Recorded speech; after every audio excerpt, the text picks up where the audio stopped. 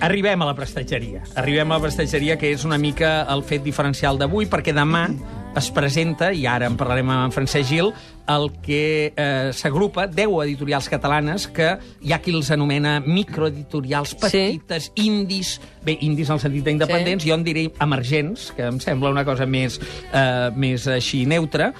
I jo el que he decidit fer radiofònicament, perquè parlarem amb l'editor de Saldonar, però fer-te un Ricard Torquemada. Faràs un Torquemada. Sí. Faràs una... Jo dic el nom de l'editorial i tu fas la valoració...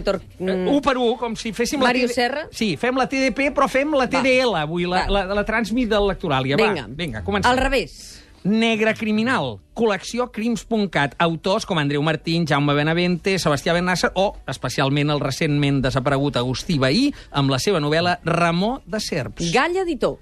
Anglosaxona, situada a Pollença i, per tant, en el reialme mallorquí. Traduccions literàries, especialment, per exemple, La llogatera de Wildfield Hall, d'Anna Brontë, que és la germana petita de les mítiques germanes Charlotte i Emily Brontë. Gregal. Eclèctica, situada a Massanet de la Selva. Catàleg molt variat. En destaco l'última novel·la, Deulofeu, d'Israel Calvatge, que no és el jugador de futbol, Deulofeu, Israel Calvatge. Sí, perquè que sàpigues que està a punt d'entrar al Pinto. Sí. La Breu. Lírica, sobretot poesia, però també narrativa traduïda. L'editorial Indi per antonomàsia, sobretot del poeta Josep Pedrals. Un dels últims llibres, el poemari d'un altre poeta jove, Eduard Escofet, El terra i el cel. L'Avenç. Reportera, literatura cosida a la realitat. Catàleg exquisit amb Stevenson, Josep Roth, 2 dels últims llibres, Màximes i mals pensaments de Santiago Rossinyol i L'horitzó primer, de Joan Tudor. Llibres del delicte. Com el seu nom indica, negre i novel·la negra. L'últim llibre, Independència d'interessos, de Marc Moreno. Meteora. Social, narrativa de caire marcadament social. Destaquem una de les últimes novel·les del realitzador Antoni Real, Salnitre. Periscopi. Literària, autors catalans novells i traduccions de novetats internacionals. Per exemple, La peixera de Maiol de Gràcia, com a autor català novell, o Un holograma per al rei, de Dave Eggers, que porta una faixa que diu aquí no tenim sindicats, tenim filipins, que ja marca el to de la novel·la. O, recordem que aquí a l'Electoràlia vam recomanar Com fer-se fastigosament ric a l'Àsia emergent, de Mohsin Hamid.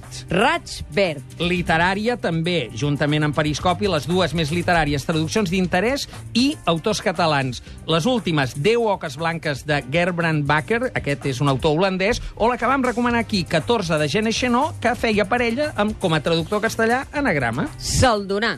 Finalment, Saldonar, periodística, narrativa, periodisme i una branca de periodisme esportiu, narrativa blaugrana, en diríem, amb llibres com Paulino, Kubala, de Frederic Porta, que comentarem tot seguit. He de dir que la banqueta, la plantilla, la complementaríem amb d'altres editorials catalanes emergents que no són aquí, en aquest catàleg que es presenta demà, com, per exemple, A Contravent, cronista, A Desiara, clàssica, et poso l'adjectiu perquè ja m'he empaltat de Torquemada. Estàs torquemadil. Sí, base històrica, Coma negra, artística, Dau Odèria, entrevistadores, La geminada, recuperadora, o l'inici de la classe mitjana, que aquest és el gran problema que tenim, que s'està quedant sense classe mitjana al món editorial català, que és Angla, Bromera, Cossetània, 3 i 4, edicions del 1984, que ja potser és la més gran dels petits, des de la Sílvia Alcántara, o La campana, que ja és grandíssima.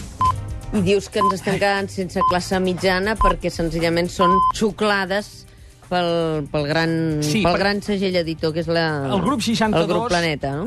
que està sota l'òrbita del grup Planeta, va absorbir molts segells independents, com Empúries, Proa, en fi, es van anar fusionant i hi ha aquest gran grup. Llavors la classe mitjana ha mig desaparegut i saludem com una notícia força nova la emergència de tot aquest estol que, com veus, ompliria tota una plantilla del Barça d'editorials, entre les quals Saldonar, d'en Francesc Gil.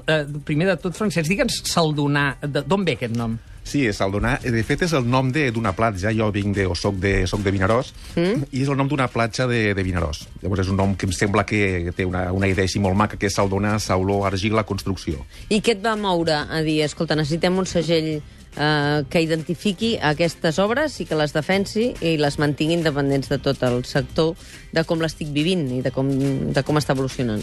Sí, la meva editorial, igual que les altres del grup, tenim una cosa comuna, i és que som editorials, com has dit, Màrius, emergents, i llavors tenim molt sovint problemes de posicionament amb el mercat. De manera que nosaltres, cada una pel seu compte, ens costa bastant d'arribar al que és el nostre públic, al nostre lector, que sabem que existeix. I llavors el que fem és que ens unim d'alguna manera, cadascú té la seva pròpia independència, però que ens unim per poder arribar, com més fàcilment possible sigui, als lectors, als periodistes, a tothom. I per què trieu aquests temes? Periodística i esport, no? Sí, en el cas meu, de fet, el vincle que ens uneix és la literatura, però cadascú té també les seves línies pròpies a part d'aquesta, no? En el meu cas, en el cas de Saldonà, tinc una col·lecció que es diu Periodistes, que fa juntament amb el grup Barnils per tractar de temes d'actualitat que o bé surten poc als mitjans, o bé els mitjans no podem tractar-les tant com voldrien, prou profunditat, no?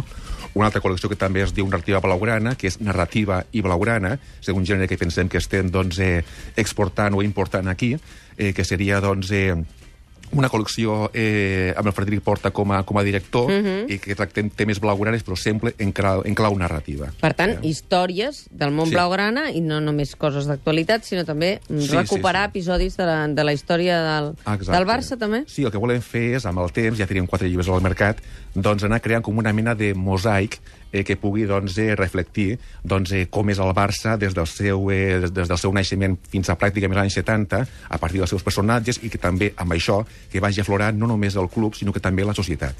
Per tant, una persona, m'ho estic inventant, que pensi, a mi m'agradaria fer una recerca de com evolucionen psicològicament els presidents del Barça. Podria anar a demanar a Saldonà que li publiqui? Seria interessant, això. Doncs, si és amb clau narrativa, seria molt interessant, i de fet... Però no pot ser Si és amb clau psiquiàtrica. No, sempre... Si és amb clau psiquiàtrica hauria de ser un altre tipus. També ho han tocat. col·lecció. També podria ser. Però assaig o ficció? No, sempre nosaltres fem novel·les... Novel·les basades en fets reals, per dir-ho així. Però sempre novel·la. I també la col·lecció periodística amb el grup Barnils també és narrativa, diguem.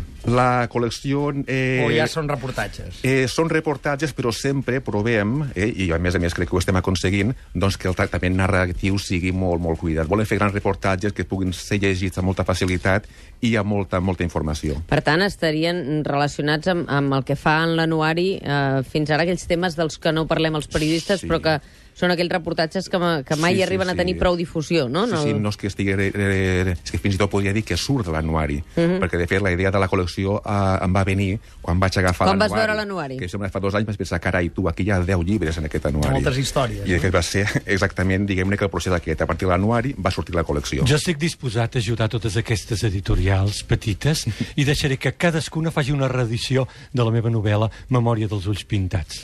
Així tindrem com 11 edicions de la meva novel·la i, clar, això les ajudarà molt, suposo. Sí, li haurem de parlar amb el senyor Lara abans, que té els drets ara mateix. Bueno, si queréis que hable con Lara, yo tengo aquí al padre. Bueno, yo también... Que hable con el padre. Hola, soy Paco Umbral, que es que estaba por aquí y te he visto, digo, a ver que... Cuando estaba hablando de libros... ¿Qué me has visto a mí? No, me ha visto a mí. He visto a Francisco. Ah, vale. He visto a Francisco y digo, yo quiero hablar... He venido aquí a hablar de mi limbo, que es donde llevo un montón de tiempo. Aquests ja hi veuen veuen clarament oportunitats. Jo tenia una pregunta última pel Francesc. A veure, demà presenteu aquest llegint català. A qui us adreceu? Perquè a llibreters, a públic en general, i en tot cas, quin és el vostre mercat?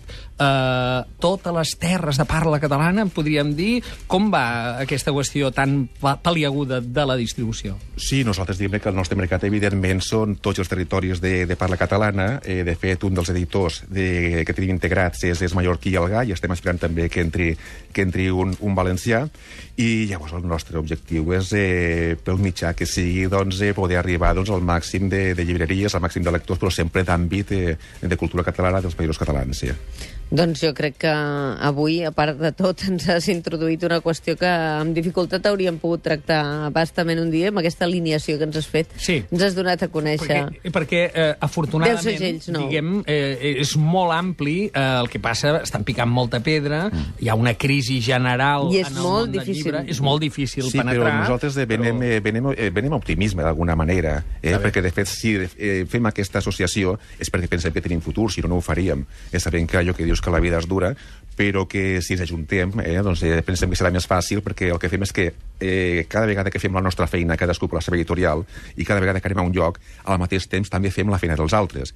I això vulguis que no suma, i pensem que d'aquesta manera és més fàcil doncs, que ens en puguem sortir. Multipliqueu per 10. Sí. L'altre dia escoltàvem Manuel Lara, Planeta, i avui Saldonà.